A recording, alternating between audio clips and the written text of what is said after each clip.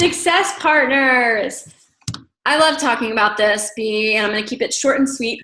Let's first look at what a success partner is. A success partner is a cross between, I would say, a business partner and a best friend. You probably won't be close friends when you start as success partners, but that's where you want it to go. So don't start a success partnership if you don't think that it's going to go somewhere. Of course, also don't just judge a book, by its cover right away. But, make sure that it's also you think could blossom into a good friendship. This is somebody that you can be vulnerable with, that you can trust, but you can also be tenacious and ambitious with. You will do a lot of brainstorming. You're going to celebrate a lot, but you're also going to whine a little, okay? You definitely want it to have more of a positive, ambitious tone and less of a down. You don't want a downer. So how or where would you find a success partner? Well, I'm sure there's a million places, but the places I have found my multiple success partners are in-person events. This is the main one. So one of my success partners, so Allie, I met at Summit. I also met Laura Mendenhall and Brittany at Summit, really got to know them. And in-person events, I met one of my success partners on the dance floor, one of them at Super Saturday. Actually, our husbands met each other, but the in-person events have been the most binding, because I just think you have that magic, okay, we do get along, this is good. It's a sped up relationship. So make it to at least Super Saturdays, and try to kind of scope out ahead of time who's going to be there and who you think you might want to try to meet, and just be bold and introduce yourself to people, because then you can grow the relationship afterwards. But you want to make those first connections at in-person events. They're really good. Don't wait to, but just look for that.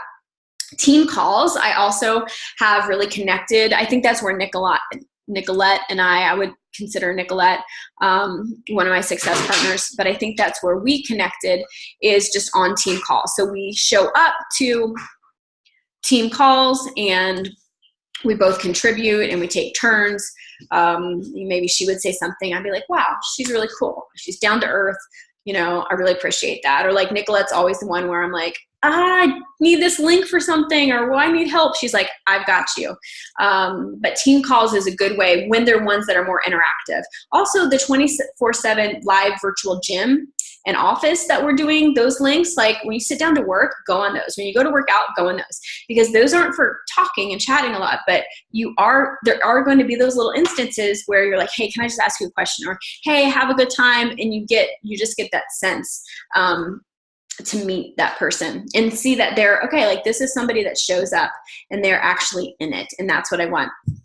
As far as being in it, active community member. So look at the team pages, who is making posts and who is commenting, because that means that they're showing up, right? That they're part of it, that they're not going to bail on you. So look for people that are active. There also are going to be specific success partner posts or calls to action or meetups or something like that. So of course that's a good one. And then also we're setting up quarterly success pods. So every quarter we'll basically say hey, who wants to be part of a success pod, which is going to be about 7 people.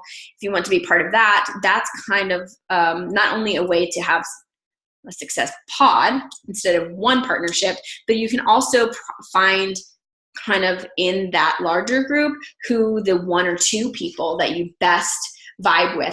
And then what do success partners do? Here's some examples. Check in each day via text or Facebook or something else like that.